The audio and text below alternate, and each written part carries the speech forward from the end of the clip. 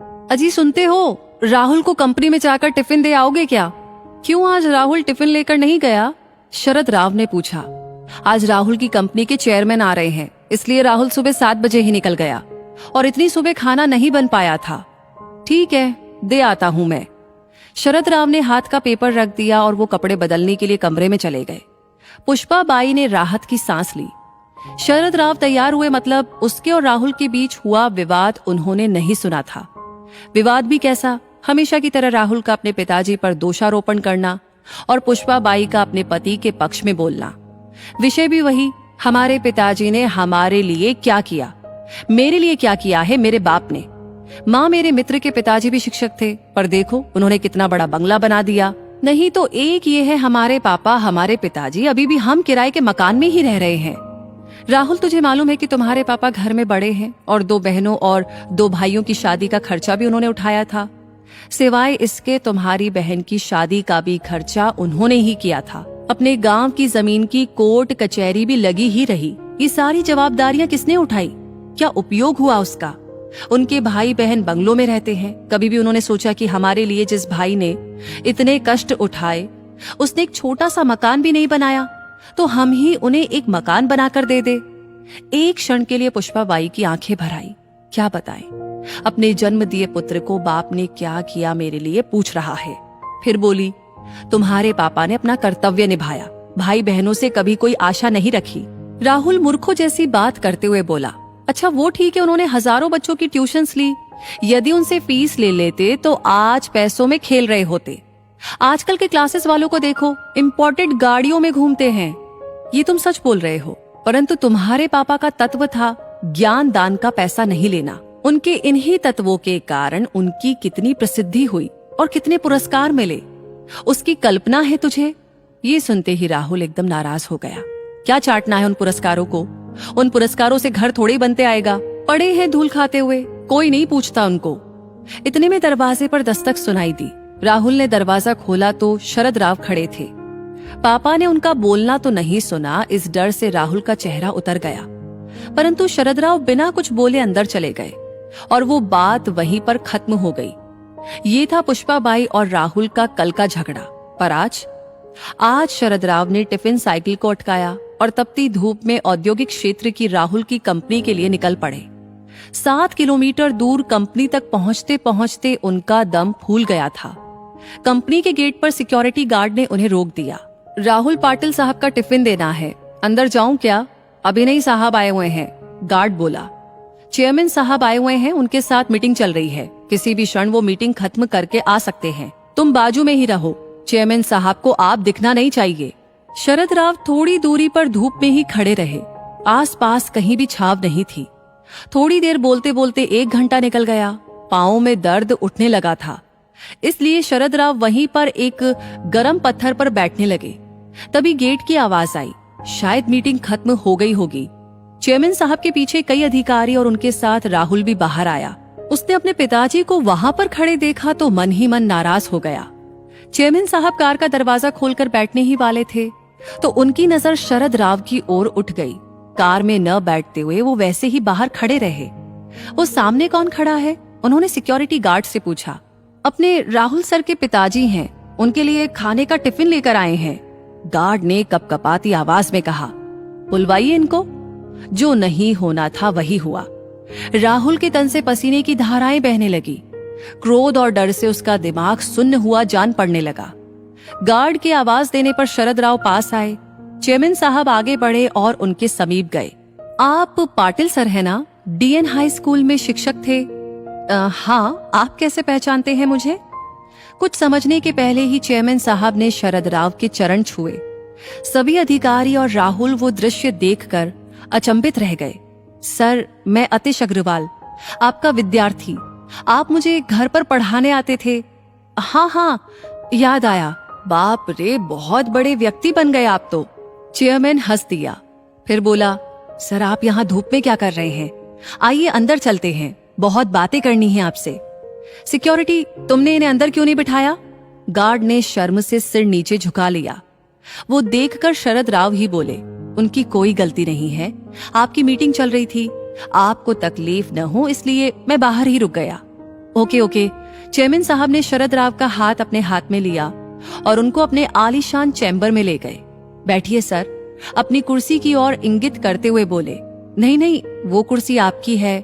शरद राव सक पकाते हुए बोले, सर आपके कारण वो कुर्सी मुझे मिली है, इसलिए पहला हक आपका है। चेयरमैन साहब ने जबरदस्ती से उन्हें अपनी कुर्सी पर बिठाया।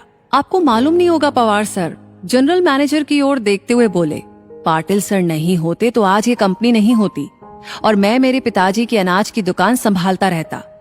राहुल और जीएम दोनों आश्चर्य से उनकी ओर देखते ही रहे।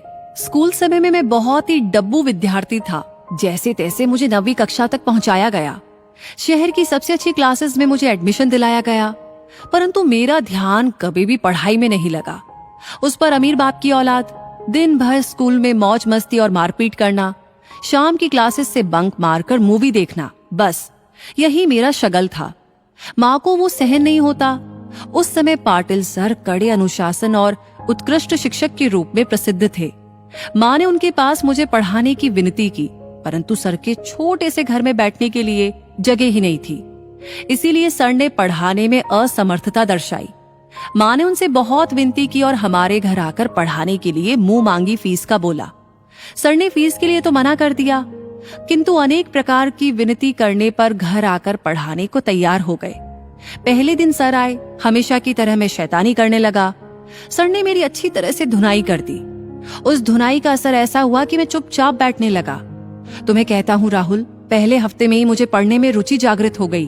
उसके बाद मुझे पढ़ाई के अलावा कुछ भी सूझता नहीं था। सर इतना अच्छा पढ़ाते थे। अंग्रेजी, गणित, विज्ञान जैसे विषय जो मुझे कठिन लगते थे वो अब सरल लगने लगे थे।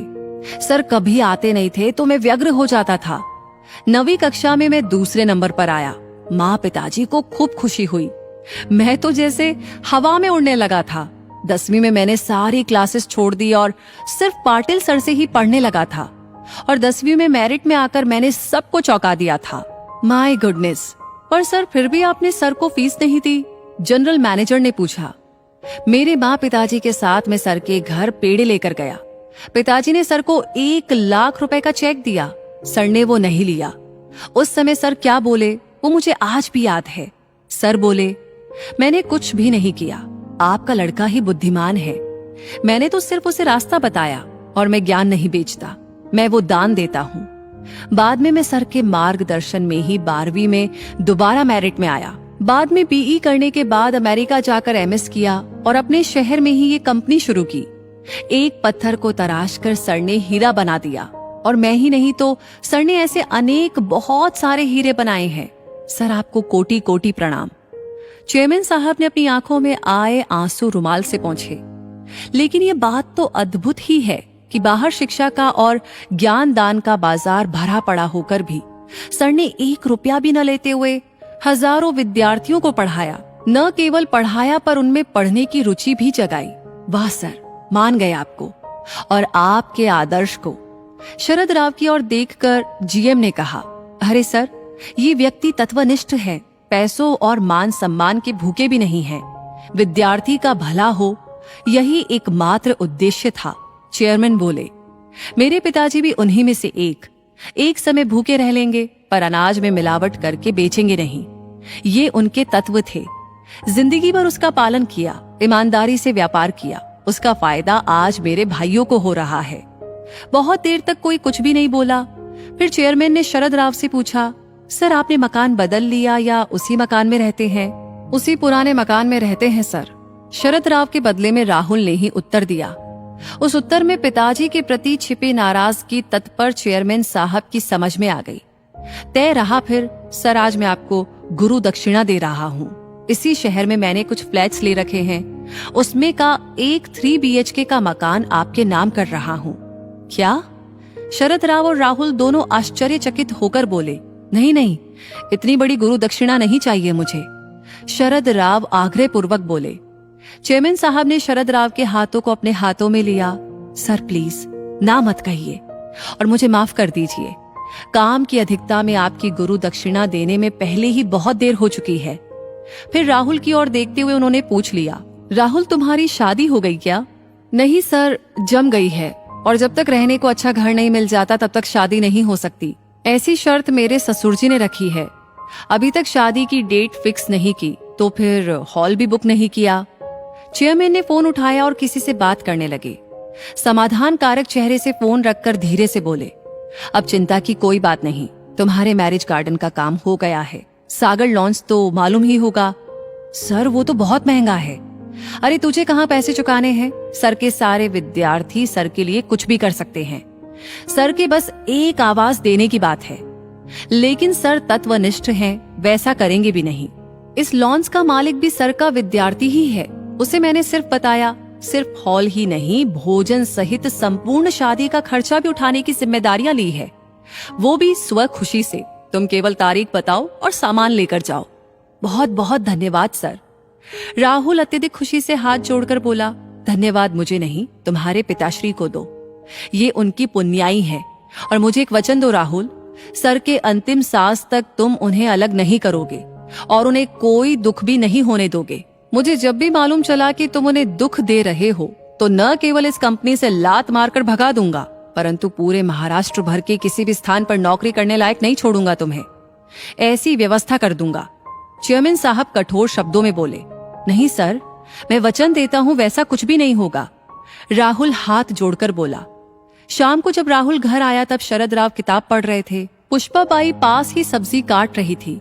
राहुल ने बैग रखा और शरद राव के पांव पकड़कर बोला, पापा मुझसे गलती हो गई। मैं आपको आज तक गलत समझता रहा। मुझे पता नहीं था पापा आप इतने बड़े व्यक्तित्व लिए हो। शरद राव ने उसे उठाकर अपने सीने से लगा लिया। अपना लड़का क्यों रो रहा है पुष्पाबाई की समझ में नहीं आ रहा था, लेकिन कुछ अच्छा घटित हुआ है, इसलिए पिता पुत्र में प्यार उमड़ रहा है। ये देखकर उनके नयनों से भी कुछ बूंदे गालों पर लुढ़क आई। सभी को जानना होगा कि अपने माता पिता से कभी ये न कहे कि आपने मेरे लिए किया ही क्या है। जो भी कमाना हो वह स्वयं अर्जित करे। जो शिक्षा और संस्कार उन्होंने तुम्हें दिए हैं वही कमाने के लिए पथ प्रदर्शक रहेंगे। मातृ देवो भवः पितृ देवो भवः। ये कहानी आपको कैसी लगी कमेंट सेक्शन में लिख करके अपनी राय जरूर शेयर कीजिएगा। लाइक ऑलरेडी आपने कर दिया है तो इसे ज्यादा से ज्यादा लोगों के साथ शेयर करना बिल्कुल ना भूले, क्योंकि यही होता है असली मोटिवेशन हमारे लिए, आपके लाइक्स, कमेंट्स और शेयर। तो